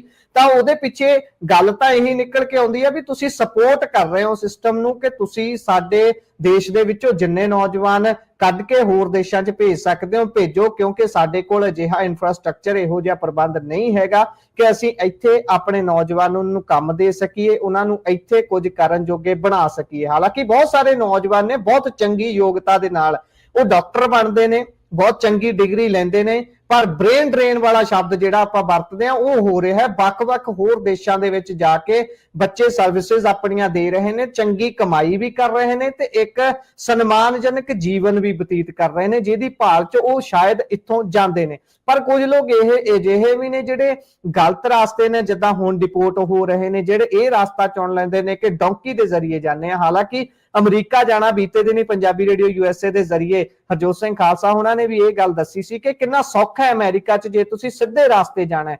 ਆਮ ਜਿਹੀ ਤਰੀਕੇ ਦੇ ਨਾਲ ਤੁਸੀਂ ਸਟੱਡੀ ਵੀਜ਼ਾ ਲੈ ਸਕਦੇ ਹੋ ਬਹੁਤ ਘੱਟ ਖਰਚੇ ਦੇ ਉੱਪਰ, ਤੇ ਤੁਸੀਂ ਅਮਰੀਕਾ ਪਹੁੰਚ ਸਕਦੇ ਹੋ। ਕੀ ਲੋੜ ਪਈ ਹੈ ਜੰਗਲਾਂ ਦੇ ਵਿੱਚ ਖੱਪਦਿਆਂ ਹੋਇਆਂ ਜਾਣ ਦੀ? ਇਹ ਸਾਰੀਆਂ ਗੱਲਾਂ ਬਾਤਾਂ ਨੇ। ਨਹੀਂ, ਬਿਲਕੁਲ ਮੈਂ ਤੁਹਾਡੀ ਇਸ ਗੱਲ ਨਾਲ ਸਹਿਮਤ ਹਾਂ ਕਿ ਲਗਾਤਾਰ ਜਿਸ ਹਿਸਾਬ ਨਾਲ ਜਿਹੜੇ ਬੰਦੇ ਬਾਹਰ ਜਾਂਦੇ ਨੇ, ਤੇ ਉਹਨਾਂ 'ਚ ਜੇ ਉਹ ਜਿਹੜੇ ਰਾਹ ਨੇ ਉਹ ਜੇ ਗਲਤ ਵਰਤਦੇ ਨੇ, ਤੇ ਉਹਦਾ ਤਾਂ ਹਿਮਾਇਤੀ ਨਹੀਂ ਹੋਇਆ ਜਾ ਸਕਦਾ। ਪਰ ਸੱਚੀ ਗੱਲ ਇੱਕ ਇਹ ਵੀ ਹੈ ਕਿ ਜਿਹੜਾ ਇੱਥੇ ਕ੍ਰਾਈਸਿਸ ਹੈਗਾ ਉਹ ਖਾਸਾ ਵੱਡਾ ਹੈਗਾ, ਤੇ ਉਹਦੇ 'ਚ ਸਾਨੂੰ ਵੀ ਨਹੀਂ ਸਮਝ ਆਉਂਦਾ ਕਿ ਉਹਨੂੰ ਕਿਵੇਂ ਕਵਰ ਕਰੀਏ, ਕਿਵੇਂ ਜੀ ਉਸ ਜੀ ਤੇ ਟਿੱਪਣੀ ਕਰੀਏ। ਤੇ ਲਗਾਤਾਰ ਜਿਹੜੇ ਇਹ ਬੱਚੇ ਨੇ, ਇਹ ਖਾਸੇ ਦੁਖੀ ਵੀ ਨੇ। ਇੱਕ ਬੱਚਾ ਤਾਂ ਗਾਇਬ ਵੀ ਹੋ ਗਿਆ ਸੀਗਾ ਹਰਿਆਣੇ 'ਚ ਵੀ, ਜਿਹੜੇ ਜਵਾਕ ਜਿਨ੍ਹਾਂ ਬੱਚਿਆਂ ਨੂੰ ਵਾਪਸ ਰਿਪੋਰਟ ਕੀਤਾ ਗਿਆ ਹੈਗਾ, ਉਹ ਲਗਾਤਾਰ ਰਿਸ਼ਤੇਦਾਰਾਂ ਕੋਲ ਰਹਿ ਰਹੇ ਨੇ, ਪਿੰਡ 'ਚ ਵਾਪਸ ਨਹੀਂ ਆ ਰਹੇ, ਜਾਂ ਫਿਰ ਸ਼ਹਿਰ ਕਿਸੇ ਕਮਰਾ ਕਿਰਾਏ ਤੇ ਲੈ ਕੇ ਰਹਿਣ ਲੱਗ ਪਏ ਨੇ। ਇਹ ਦਿਖ ਜੀ ਰਿਹਾ ਜੀ ਕਿ ਬਹੁਤ ਮਤਲਬ ਉਹਨਾਂ ਵਾਸਤੇ ਟਰੋਮਾ ਵੀਗਾ, ਸੁਸਾਇਟੀ ਵੀ ਉਹ ਫੇਸ ਨਹੀਂ ਕਰ ਪਾ ਰਹੇ। ਜਿਵੇਂ ਪਹਿਲਾਂ ਵੀ ਆਪਾਂ ਬੁਲਟਿਨ 'ਚ ਗੱਲ ਕਹੀ ਸੀ ਕਿ ਉਹਨਾਂ ਨੂੰ ਦੋ ਰਿਜੈਕਸ਼ਨਾਂ ਮਿਲ ਰਹੀਆਂ ਨੇ। ਇੱਕ ਤਾਂ ਇੰਡੀਅਨ ਸੁਸਾਇਟੀ ਤੋਂ ਉਹਨਾਂ ਨੂੰ ਰਿਜੈਕਸ਼ਨ ਮਿਲੀ, ਹੁਣ ਉਹ US ਪਹੁੰਚੇ ਆਪਣੀ ਨਵੀਂ ਜ਼ਿੰਦਗੀ ਸ਼ੁਰੂ ਕਰਨ ਵਾਸਤੇ, ਤੇ ਉੱਥੋਂ ਵੀ ਉਹਨਾਂ ਨੂੰ ਇੱਕ ਰਿਜੈਕਸ਼ਨ ਫੇਸ ਕਰਨੀ ਪੈ ਰਹੀ ਹੈ, ਉੱਥੇ ਵੀ ਉਹਨਾਂ ਨੂੰ ਰਿਜੈਕਸ਼ਨ ਫੇਸ ਕਰਨੀ ਪੈ ਰਹੀ ਹੈ। ਤੇ ਇੱਥੇ ਇਹ ਬਹੁਤ ਜੀ ਮਨਦੀਪ ਜੀ, ਇੱਥੇ ਇੱਕ ਗੱਲ ਹੋਰ ਹੈ ਨਾ, ਅਸੀਂ ਚਲੋ ਜਿੱਦਾਂ ਤੁਸੀਂ ਗੱਲ ਕੀਤੀ ਕਿ ਇੱਥੇ ਮਾਹੌਲ ਆਪਾਂ ਨਹੀਂ ਬਣਾ ਪਾ ਰਹੇ, ਇਸੇ ਕਰਕੇ ਹੁਣ ਜਿਸ ਤਰੀਕੇ ਦੀ ਉਹ ਰਿਜੈਕਸ਼ਨ ਸਹਿ ਰਹੇ ਨੇ, ਤੁਸੀਂ ਆਪ ਸੋਚੋ ਕਿ ਇੱਕ ਦਿਨ ਜਿਸ ਦਿਨ ਜਹਾਜ਼ ਉਤਰਿਆ ਉਸ ਦਿਨ ਪੰਜਾਬ ਦੇ ਜੇ ਲੀਡਰਾਂ ਦੀ ਗੱਲ ਕਰ ਰਹੀ ਹੈ, ਉਸ ਦਿਨ ਤੋਂ ਬਾਅਦ ਉਹਨਾਂ ਨੇ ਕੋਈ ਇਸ ਦਾ ਜ਼ਿਕਰ ਕੀਤਾ? ਕਿਸੇ ਨੇ ਵੀ ਇਹ ਗੱਲ ਕੀਤੀ ਹੈ ਕਿ ਉਹਨਾਂ ਨੂੰ ਕਿਵੇਂ ਮੁੜ ਉਸ ਜੀਵਨ ਦੇ ਵਿੱਚ ਲਿਆਉਣਾ ਹੈ, ਮੁੜ ਉਹਨਾਂ ਦਾ ਜਿਹੜਾ ਉਹ ਪੱਧਰ ਹੈ ਜੀਵਨ ਪੱਧਰ ਦਾ, ਉਸ ਨੂੰ ਬਹਾਲ ਕਰਨਾ ਹੈ? ਕਿਸੇ ਨੇ ਕੋਈ ਗੱਲ ਨਹੀਂ ਕੀਤੀ। ਸਿਰਫ ਉਸ ਦਿਨ ਇੱਕ ਤਰੀਕੇ ਦਾ ਆਪਣਾ ਦਰਜ ਕਰਾਉਣਾ ਹੁੰਦਾ ਇਹਨਾਂ ਨੇ ਸਾਰੀਆਂ ਅਖਬਾਰਾਂ ਦੇ ਵਿੱਚ ਕਿ ਭਾਈ ਅਸੀਂ ਆਹ ਦੇਖੋ, ਅਸੀਂ ਤਾਂ ਬਹੁਤ ਸੋਚਦੇ ਹਾਂ ਨੌਜਵਾਨਾਂ ਦਾ। ਹਾਲਾਂਕਿ ਜਿੰਨੀ ਵਾਰ ਅਮਰੀਕਾ ਤੋਂ ਜਾਂ ਕਿਸੇ ਵੀ ਦੇਸ਼ ਤੋਂ, ਯੂਕੇ ਤੋਂ ਵੀ ਪਿੱਛੇ ਬੀਤੇ ਦਿਨ ਖਬਰ ਆਈ ਸੀ, ਜਿੰਨੀ ਵਾਰ ਵੀ ਭਾਰਤ ਦੀ ਧਰਤੀ ਤੇ ਕੋਈ ਡਿਪੋਰਟ ਹੋਏ ਨੌਜਵਾਨਾਂ ਦਾ ਜਹਾਜ਼ ਉਤਰਦਾ ਹੈ, ਮੈਨੂੰ ਜਾਪਦਾ ਹੈ ਕਿ ਉਹ ਭਾਰਤੀ ਸਿਆਸਤਦਾਨਾਂ ਦੇ ਮੂੰਹ ਤੇ ਚਪੇੜ ਵਰਗੀ ਗੱਲ ਹੁੰਦੀ ਹੈ ਕਿ ਭਾਈ ਤੁਸੀਂ ਕਰ ਕੀ ਰਹੇ ਹੋ, ਤੁਸੀਂ ਇੱਥੇ ਪ੍ਰਬੰਧ ਦੇਣ ਚ ਅਸਫਲ ਹੋ। ਨੌਜਵਾਨ ਰਿਸਕ ਲੈ ਕੇ ਬਹੁਤ ਭਾਰੀ ਮਾਤਰਾ ਚ ਪੈਸਾ ਇਨਵੈਸਟ ਕਰਕੇ ਬਾਹਰ ਜਾ ਰਹੇ ਨੇ, ਬਾਹਰੋਂ ਰਿਜੈਕਸ਼ਨ ਜਦੋਂ ਮਿਲ ਰਹੀ ਹੈ ਤਾਂ ਉਹ ਭਾਰਤ ਜਦੋਂ ਵਾਪਸ ਆ ਰਹੇ ਨੇ ਤਾਂ ਉਹਨਾਂ ਨੂੰ 에ਅਰਪੋਰਟ ਤੇ ਵੀ ਸਨਮਾਨ ਨਹੀਂ ਮਿਲ ਰਿਹਾ, ਉੱਥੇ ਵੀ ਉਹਨਾਂ ਦੀ ਦੁਰਗਤੀ ਹੀ ਇੱਕ ਤਰ੍ਹਾਂ ਦੀ ਹੋ ਰਹੀ ਹੈ। ਮੈਨੂੰ ਤਾਂ ਇਹ ਜਾਪਦਾ, ਮੈਨੂੰ ਲੱਗਦਾ ਹੁਣ ਅਗਲੀ ਖਬਰ ਉਧਵ ਠਾਕਰੇ ਹੋਣਾ ਦੇ ਮੁੰਡੇ ਵਾਲੀ ਵੱਲ ਨੂੰ ਜੇ ਵਧੀਏ ਆਪਾਂ, ਤੁਸੀਂ ਕਹੋ ਤਾਂ। ਹਾਂ ਬਿਲਕੁਲ ਬਿਲकुल ਜੀ, ਉਧਵ ਠਾਕਰੇ ਦੇ ਲੜਕਾ ਜਿਹੜਾ ਆਦਿਤਿਆ ਠਾਕਰੇ, ਉਸਨੇ ਵੀਰਵਾਰ ਨੂੰ ਮੀਟਿੰਗ ਕੀਤੀ ਸੀ ਦਿੱਲੀ ਦੇ ਵਿੱਚ ਰਾਹੁਲ ਗਾਂਧੀ ਤੇ ਕੇਜਰੀਵਾਲ ਹੋਣਾ ਦੇ ਨਾਲ, ਤੇ ਉਹਨਾਂ ਨੇ ਉਮਰ ਦੇ ਹਿਸਾਬ ਨਾਲ ਤਾਂ ਵੱਡਾ ਬਿਆਨ ਦਿੱਤਾ ਹੈ ਕਿ ਜਿਹੜਾ ਸਾਡੇ ਦੇਸ਼ ਦੇ ਵਿੱਚ ਇਲੈਕਟੋਰਲ ਸਿਸਟਮ ਹੈ ਇਹ ਗੰਦਲਾ ਹੈ ਬਹੁਤ, ਇਸ ਦੇ ਵਿੱਚ ਸਾਨੂੰ ਇਕੱਠੇ ਹੋਣ ਦੀ ਬਹੁਤ ਲੋੜ ਹੈ। ਇਹ ਜਿਹੜੀ ਉਹਨਾਂ ਦੀ ਟਿੱਪਣੀ ਹੈ, ਇਸ ਨੂੰ ਕਿਵੇਂ ਡੀਕੋਡ ਕਰਦੇ ਹੋ ਤੁਸੀਂ? ਹਾਂ ਦੇਖੋ, ਉਹ ਦਿੱਲੀ ਆਏ ਸੀਗੇ ਤੇ ਦਿੱਲੀ ਆ ਕੇ ਉਹਨਾਂ ਨੇ ਰਾਹੁਲ ਗਾਂਧੀ ਨਾਲ ਵੀ ਮੁਲਾਕਾਤ ਕੀਤੀ ਹੈਗੀ ਆ ਤੇ ਕੇਜਰੀਵਾਲ ਨਾਲ ਵੀ। ਇੱਕ ਤਾਂ ਉਹ ਲਗਾਤਾਰ ਇੱਕ ਗੱਲ ਕਹਿ ਰਹੇ ਨੇ ਕਿ ਜਿੰਨੇ ਵੀ ਇਲੈਕਸ਼ਨਾਂ ਦੇ ਰਿਜ਼ਲਟ ਆਏ ਨੇ, ਭਾਵੇਂ ਹਰਿਆਣੇ ਦਾ ਹੋਵੇ, ਮਹਾਰਾਸ਼ਟਰ ਦਾ ਹੋਵੇ ਜਾਂ ਫਿਰ ਦਿੱਲੀ ਦਾ ਹੋਵੇ, ਇਹਨਾਂ ਨੂੰ ਫੇਰ ਮੰਨਣਾ ਹੀ ਮੂਰਖਤਾ ਹੈਗੀ ਆ। ਇੱਕ ਤਾਂ ਉਹ ਇੱਥੋਂ ਡਾਇਲੋਗ ਨੂੰ ਸ਼ੁਰੂ ਕਰ ਰਹੇ ਨੇ ਤੇ ਇਹਨੂੰ ਇੱਥੋਂ ਜੀ ਤੱਕ ਲੈ ਕੇ ਜਾ ਰਹੇ ਨੇ ਕਿ ਦੇਖੋ, ਮਹਾਰਾਸ਼ਟਰ ਦੇ ਵਿੱਚ ਇਹਨਾਂ ਨੇ 7 ਮਹੀਨਿਆਂ 'ਚ 39 ਲੱਖ ਨਵਾਂ ਵੋਟਰ ਬਣਾਇਆ। ਉਹ ਕਿਹੜਾ ਵੋਟਰ ਸੀਗਾ, ਕਿੱਥੋਂ ਆਇਆ, ਕਿਸੇ ਨੂੰ ਇਸ ਗੱਲ ਦਾ ਪਤਾ ਨਹੀਂ। ਇਲੈਕਸ਼ਨ ਕਮਿਸ਼ਨ ਵੀ ਇਹਦੇ ਬਾਰੇ ਕੋਈ ਕਲੈਰਿਟੀ ਨਹੀਂ ਦੇ ਰਿਹਾ। ਤੇ ਦਿੱਲੀ ਦੇ ਵਿੱਚ ਵੀ ਇਹਨਾਂ ਨੇ 7 ਮਹੀਨਿਆਂ 'ਚ ਖਾਸੇ ਨਵੇਂ ਵੋਟਰ ਬਣਾਏ, ਕਿੱਥੋਂ ਆਏ, ਕਿਵੇਂ ਆਏ, ਇਸ ਤੇ ਕੋਈ ਕਲੈਰਿਟੀ ਨਹੀਂ।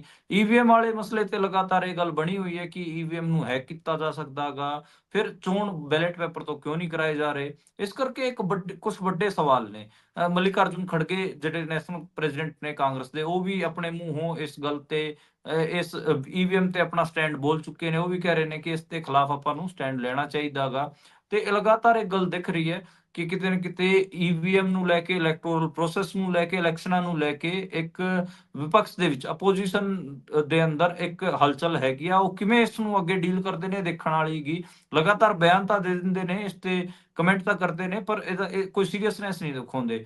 ਮਹਾਰਾਸ਼ਟਰ ਦੀ ਜੇ ਮੈਂ ਗੱਲ ਕਰਨੀ ਹੋਵੇ ਆਪੋਜੀਸ਼ਨ ਪਾਰਟੀਆਂ ਦੀ, ਜਿਹੜੀ ਸਭ ਤੋਂ ਜ਼ਿਆਦਾ ਸੀਰੀਅਸ ਇਲੈਕਟੋਰਲ ਪ੍ਰੋਸੈਸ ਨੂੰ ਲੈ ਕੇ, ਈਵੀਐਮ ਨੂੰ ਲੈ ਕੇ ਜਾਂ ਚੋਣਾਂ ਨੂੰ ਲੈ ਕੇ, ਉਹ ਮੈਨੂੰ ਸਿਵ ਸੈਨਾ ਹੀ ਜਾਪਦੀ ਹੈਗੀ ਆ, ਜਿਹੜੀ ਉਧਵ ਠਾਕਰੇ ਹੋਣਾ ਦੀ ਪਾਰਟੀ ਗੀ। ਉਹਨਾਂ ਦੇ ਮੁੰਡੇ ਲਗਾਤਾਰ ਇਸ ਕਰਕੇ ਹੀ, ਉਹ ਮੈਨੂੰ ਲੱਗਦਾ ਕਿ ਕੇਜਰੀਵਾਲ ਨੂੰ ਤੇ ਰਾਹੁਲ ਗਾਂਧੀ ਨੂੰ ਇਸੇ ਕਰਕੇ ਮਿਲਣ ਆਏ ਸੀਗੇ ਕਿ ਉਹ ਇਹ ਚਾਹ ਰਹੇ ਸੀਗੇ ਕਿ ਜੁਆਇੰਟ ਫਰੰਟ ਬਣਾ ਕੇ ਇਹਦੇ ਤੇ ਕੋਈ ਲੜਾਈ ਵਿੱਢੀ ਜਾਵੇ। ਪਰ ਮੈਨੂੰ ਨਹੀਂ ਲੱਗਦਾ ਕਿ ਕੇਜਰੀਵਾਲ ਜਾਂ ਰਾਹੁਲ ਗਾਂਧੀ ਕਿਸੇ ਲੜਾਈ 'ਚ ਇੰਟਰਸਟਿਡ ਹੈਗੇ ਆ। ਬਾਕੀ ਦੇਖਦੇ ਆ ਕਿ ਕੋਈ ਸੱਚੀਓ ਕੋਈ ਜੁਆਇੰਟ ਫਰੰਟ ਇਸ ਈਵੀਐਮ ਜਾਂ ਇਲੈਕਟੋਰਲ ਪ੍ਰੋਸੈਸ ਦੇ ਖਿਲਾਫ ਬਣ ਪਾਉਂਦਾ ਜਾਂ ਨਹੀਂ ਬਣ ਪਾਉਂਦਾ, ਇਹ ਅੱਗੇ ਗਰਭ 'ਚ ਹੈਗਾ। ਬਾਕੀ ਇੱਕ ਛੋਟੀ ਜਿਹੀ ਅਪਡੇਟ ਦੇ ਦਿੰਦਾ, ਮੇਰੇ ਫੋਨ ਤੇ ਇੱਕ ਅਪਡੇਟ ਆਈ ਹੈਗੀ ਆ। ਅਪਡੇਟ ਜੀ ਇਹ ਹੈ ਕਿ ਜਿਹੜੀ ਮੀਟਿੰਗ ਚੱਲ ਰਹੀ ਸੀਗੀ ਅੱਜ ਚੰਡੀਗੜ੍ਹ ਦੇ ਵਿੱਚ ਕਿਸਾਨਾਂ ਦੀ ਅਤੇ ਕੈਬਨਿਟ ਮੰਤਰੀ ਪ੍ਰਹਲਾਦ ਜੋਸ਼ੀ ਦੀ, ਉਹ ਖਤਮ ਹੋ ਗਈ ਹੈ ਉਹਨਾਂ ਨਾਲ। ਤੇ ਕਿਸਾਨ ਵੀ ਬਾਹਰ ਆ ਗਏ ਨੇ, ਹੁਣ ਮੰਤਰੀ ਸਾਹਿਬ ਵੀ ਥੋੜੇ ਚਿਰ ਤੱਕ ਆ ਜਾਣਗੇ। ਤੇ ਇੱਕ ਇਹ ਖਬਰ ਆ ਰਹੀ ਹੈ ਕਿ ਮੀਟਿੰਗ 'ਚ ਕੋਈ ਸਿੱਟਾ ਨਹੀਂ ਨਿਕਲਿਆ। ਹੁਣ ਆਪਾਂ ਨੂੰ ਇਹ ਦੇਖਣਾ ਹੋਊਗਾ ਕਿ ਅੱਗੇ ਕਿਸਾਨ ਕੀ ਫੈਸਲਾ ਲੈਂਦੇ ਨੇ, ਕੀ ਦੁਬਾਰੇ ਕੋਈ ਮੀਟਿੰਗ ਰੱਖੀ ਜਾਂਦੀ ਹੈਗੀ ਆ। ਤਾਂ ਮੈਂ ਵੀ ਆਪਣੇ ਅੱਜ ਜਦੋਂ ਮੀਟਿੰਗ ਸ਼ੁਰੂ ਹੋ ਰਹੀ ਸੀ, ਲਗਾਤਾਰ ਇਹ ਗੱਲ ਕਹਿ ਰਿਹਾ ਸੀਗਾ ਕਿ ਸ਼ਾਇਦ ਮੈਨੂੰ ਲੱਗਦਾ ਕਿ ਇਸ ਮੀਟਿੰਗ 'ਚ ਕੋਈ ਸਿੱਟਾ ਨਿਕਲੂਗਾ, ਅੱਗੇ ਮੀਟਿੰਗ ਦੇ ਦਿੱਤੀ ਜਾਊਗੀ, ਕਿਉਂਕਿ ਜਿਹੜੇ ਮੁਲਕ ਦੇ ਖੇਤੀਬਾੜੀ ਮੰਤਰੀ ਨੇ ਉਹ ਵੀ ਆਪਣੇ ਮੈਰਿਜ ਫੰਕਸ਼ਨ 'ਚ ਬਿਜੀ ਨੇ, ਆਪਣੇ ਮੁੰਡੇ ਦੇ ਮੈਰਿਜ ਫੰਕਸ਼ਨ 'ਚ। ਜਿਹੜੇ ਪ੍ਰਧਾਨ ਮੰਤਰੀ ਨੇ ਉਹ ਵੀ ਅਮਰੀਕਾ ਆਪਣੀ ਵਿਦੇਸ਼ ਯਾਤਰਾ 'ਚ ਲੱਗੇ ਹੋਏ ਨੇ। ਜੀ, ਸੋ ਇੱਥੇ ਹੀ ਸਾਡੇ ਅੱਜ ਦੇ ਪ੍ਰੋਗਰਾਮ ਦਾ ਸਮਾਂ ਹੁੰਦਾ ਸਮਾਪਤ। ਮਨਦੀਪ ਜੀ, ਤੁਸੀਂ ਸਾਰੀਆਂ ਖਬਰਾਂ ਦੇ ਉੱਪਰ ਚਾਨਣਾ ਪਾਇਆ, ਬਹੁਤ ਬਹੁਤ ਧੰਨਵਾਦ। ਸਤਿ ਸ਼੍ਰੀ ਅਕਾਲ ਜੀ। ਸਤਿ ਸ਼੍ਰੀ ਅਕਾਲ। ਸੋ ਇਹ ਸਾਂਝੀ ਸਾਡੇ ਨਾਲ ਮਨਦੀਪ ਪੁਨੀਆ ਜੀ, ਜਿਨ੍ਹਾਂ ਨੇ ਸਾਰੀਆਂ ਖਬਰਾਂ ਦਾ ਵਿਸ਼ਲੇਸ਼ਣ ਤੁਹਾਡੇ ਲਈ ਕੀਤਾ ਹੈ। ਇਮੀਗ੍ਰੇਸ਼ਨ ਅਤੇ ਡਿਪੋਰਟ ਹੋ ਰਹੇ ਨੌਜਵਾਨਾਂ ਦੇ ਉੱਪਰ ਖੁੱਲੀ ਚਰਚਾ ਹੋਈ ਹੈ। ਪ੍ਰੋਗਰਾਮ ਤੁਹਾਨੂੰ ਕਿਹੋ ਜਿਹਾ ਲੱਗਿਆ? ਤੁਸੀਂ ਆਪਣੇ ਵਿਚਾਰ, ਰਾਏ, ਟਿੱਪਣੀਆਂ ਸਾਡੇ ਨਾਲ ਸੱਭਿਅਕ ਭਾਸ਼ਾ ਦੇ ਵਿੱਚ ਪੰਜਾਬੀ ਰੇਡੀਓ USA ਦੇ ਪਲੇਟਫਾਰਮਸ ਦੇ ਉੱਪਰ ਸਾਂਝਾ ਕਰ ਸਕਦੇ ਹੋ। ਜੁੜੇ ਰਹੋ ਪੰਜਾਬੀ ਰੇਡੀਓ ਤੇ ਪੰਜਾਬੀ TV USA ਦੇ ਨਾਲ, ਕਿਉਂਕਿ ਪ੍ਰੋਗਰਾਮਾਂ ਦੀ ਲਗਾਤਾਰਤਾ ਇਸੇ ਤਰ੍ਹਾਂ ਦੇ ਨਾਲ ਬਰਕਰਾਰ ਹੈ। ਮੈਨੂੰ ਦਿਓ ਇਜਾਜ਼ਤ।